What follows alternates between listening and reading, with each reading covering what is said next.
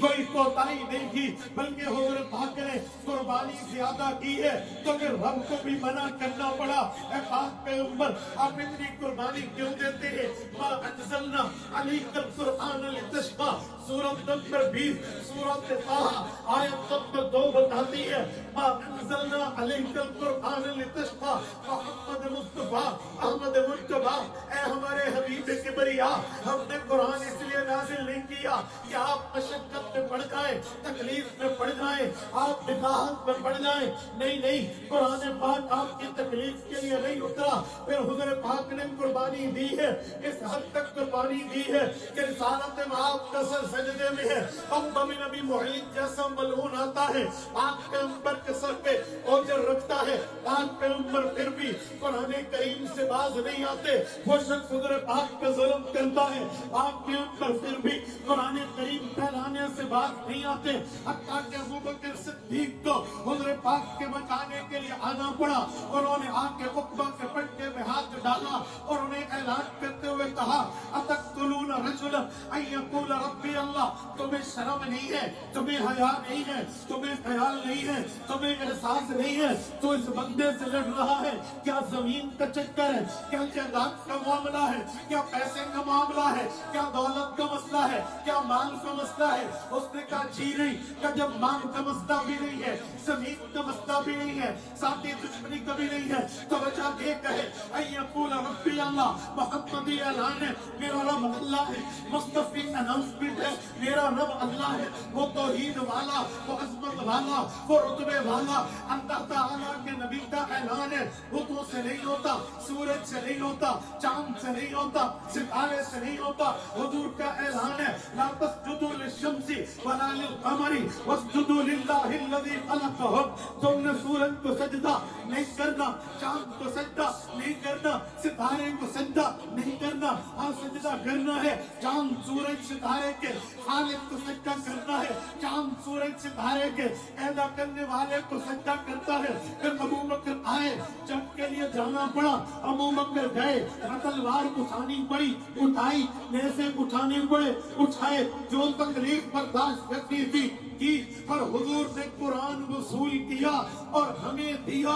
یہ پاک پیغمبر کی قربانی، پاک پیغمبر کا احساس، پاک پیغمبر کا ذریعہ ہے، انہوں نے اپنی نوکر زبان پہ اس قرآن کو جگہ دی ہے جس پر حضور کا خون لگا ہے، حضور کے صحابہ کا خون لگا ہے، اہل بیت کی قربانی لگی ہے، انہوں نے تن من دھن لگایا ہے، انہوں نے قرآن پڑھایا ہے، طلبہ نے پڑھا ہے، معاملین نے پڑھوایا ہے، ماں باپ نے پڑھانے بھیجا ہے، تو کلام اللہ ان کے سینے میں آیا ہے، اس لیے ان کو پگڑی باندھی گئی، دستار فضیلت سے مشرف ہوئے کہ انہوں نے اپنے سینے میں اس کتاب کو جگہ دی ہے جس کتاب پر اس دھرتی کا سب سے پاک خون لگا ہے، جسے خون محمد مصطفیٰ۔ میرے دوستو، میرے پاک پیغمبر صلی اللہ علیہ وسلم نے قرآن کو وصول کیا ہے، تو یہاں تک بس نہیں ہے کہ حضور نے قرآن لکھا، قرآن لے کے ہمیں دے دیا، بلکہ اس سے بھی آگے میں آپ کی خدمت میں جملہ کہتا ہوں۔ 29واں پارہ ہے، سورۃ قیامہ ہے، سورۃ کا پہلا رکوع ہے، رب کریم ارشاد فرماتے ہیں نبی پاک کو، فرمایا لا تحرک بہ لسانک لتعجل بہ، محبوبہ یہ کام آپ نے نہیں کرنا۔ وہ کام کیا تھا؟ حضور پاک کی ترتیب یہ تھی، پیغمبر کا تفکر یہ تھا، پیغمبر کی یاد ہو، اگلی نسلوں تک جلدی پہنچے۔ حضور پاک نے اس لیے ترتیب کی، جبرائیل کے پڑھنے کے ساتھ پڑھنا شروع کیا، رب نے حکم دیا لا تحرک بہ لسانک، محبوبہ یہ کام نہیں کرنا۔ سوال اٹھتا ہے حضور بلا وجہ تو نہیں کر رہے، حضور کے پاس تو وجہ ہے، ریزن ہے، کیس ہے، بنیاد ہے، اسی لیے کہ جلدی اترے، جلدی لوگوں تک پہنچے، جلدی اقوام تک پہنچے، اس لیے حضور پاک یہ کام کر رہے ہیں۔ اب یہ بات آئی تو رب کریم نے جواب دیا، فرمایا لتعجل بہ، یہ لام تعلیلیہ ہے، لام تعلیلیہ کا معنی ہے، یہ لام وجہ بتاتی ہے، عربی میں تعلیل کہتے ہیں، انگلش میں ریزنیبلنگ کہتے ہیں، یہ لام وجہ بتا رہی، لتعجل بہ، محبوبم ہمیں آپ کی جلدی کی وجہ پتا ہے، ہمیں آپ کی جلدی کی بنیاد پتا ہے، آپ جلدی اس لیے کر رہے ہیں کہ اگلی نسلوں تک یہ قرآن پہنچے گا، آپ بے فکر رہیے، آپ کو فکر کی ضرورت نہیں ہے. اِنَّا عَلَيْنَا جَمْعَهُ وَقُرْآنَهُ. یہ قرآن جمع کیسے ہوگا، اگلی نسل تک کیسے پہنچے گا، یہ آپ کے رب کی ذمہ داری، یہ آپ کے رب کی رسپانسبلٹی، یہ آپ کے اللہ کا معاملہ، یہ آپ کے اللہ کا اختیار ہے. اللہ نے قرآن جمع بھی کروانا ہے، قرآن اکٹھا بھی کروانا ہے. اور جب قرآن اکٹھا ہو جائے گا ثم اِنَّ عَلَيْنَا بَيَانَهُ، پھر اس قرآن کو بیان کیسے کروانا ہے، پھر اس قرآن کو اگلی نسلوں تک کیسے پہنچانا ہے، پھر اس قرآنی پیغام کو اگلے لوگوں تک کیسے پہنچانا ہے، یہ بھی آپ کے رب کا کام ہے. وہ دن آخری دن حضور پاک علیہ السلام نے تسلی رکھی اور قرآن کریم کو اس طرح کیا کہ اللہ کے حوالے ہے. پھر رب کریم نے ہماری ذمہ داری کو یوں پورا کیا ہے کہ جو حضور پاک صلی اللہ علیہ وسلم سے اللہ نے وعدہ کیا تھا، آج اللہ کا قرآن دنیا میں ہے. آج ہم عربی نہیں ہیں، یہ بچے عربی نہیں ہیں، ان کی نہ امین کی زبان عربی، نہ اطفال کی زبان عربی، نہ دادی دادے کی زبان عربی، نہ خاندان کی زبان عربی، نہ استاد کی زبان عربی، لیکن عربی قرآن ہے.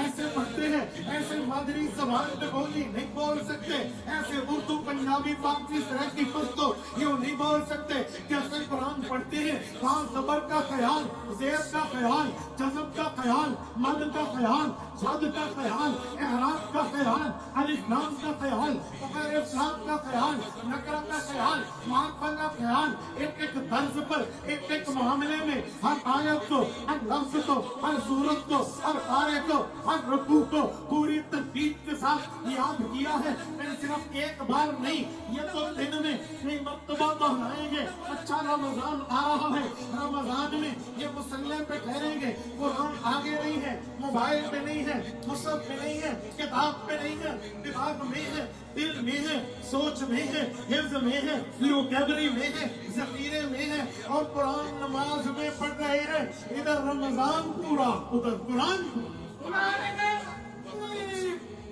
عظمت قرآن علماء حق علماء دیوبند.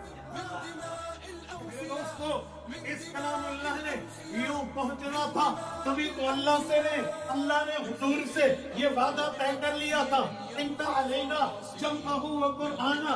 ہماری ذمہ داری قرآن جمع بھی کریں گے، ہماری ذمہ داری قرآن پڑھوائیں گے، ہماری ذمہ داری قرآن پہنچائیں گے، ہماری ذمہ داری قرآن پہ معاملات پہنچائیں گے. بیان ہوگا. یہ اللہ نے وعدہ پورا کیا کن کے ذریعے؟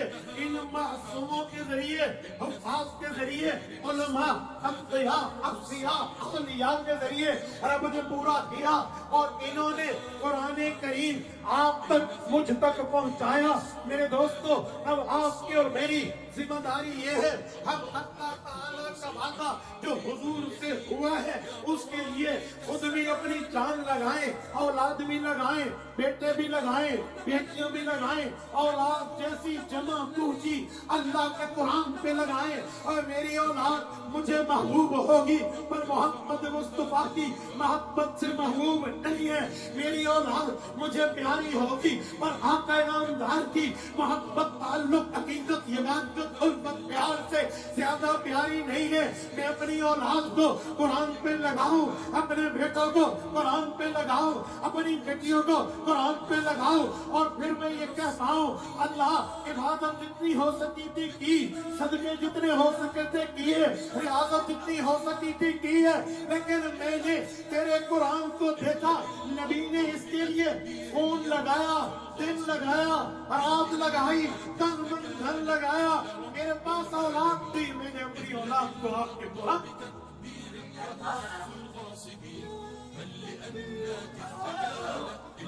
یہ کہہ تو سکو کہ ہم نے قرآن کریم کو اپنی اولاد پہ ترجیح دی ہے. قرآن عرب کی کتاب حضور پاک صلی اللہ علیہ وسلم نے دن اور رات نہیں دیکھا. اپنی اولاد بھی قرآن کی وجہ سے، اپنے صحابہ بھی قرآن کی وجہ سے، اپنے اموال بھی قرآن کی وجہ سے، تمام اوقات بھی قرآن کی وجہ سے دنیا تک پہنچائے تو ہم بھی پہنچائیں گے. اسکول پڑھاؤ، میں انکار نہیں کرتا. کالج پڑھاؤ، میں انکار نہیں کرتا. یونیورسٹی پڑھاؤ، میں انکار نہیں کرتا. وہ دنیا کا فائدہ ہے، وہ تب تک فائدہ ہے जब तक नब्ज चल रही, जब तक सांस चल रही, जब तक आंख खड़क रही, जब तक दिल धड़क रहा, जब तक जिंदगी कायम, रूह कायम, ताल्लुक कायम, लाइफ कायम, हयाती कायम। स्कूल की तालीम फायदा देगी तुम्हें, बायोलॉजी, तुम्हें फिजिक्स, तुम्हें रूह जुदा होगी तो फिर मरहब्बुक मन नबियुक मातीनुक के सवालात कुरान बताएगा, हुजूर का फरमान बताएगा।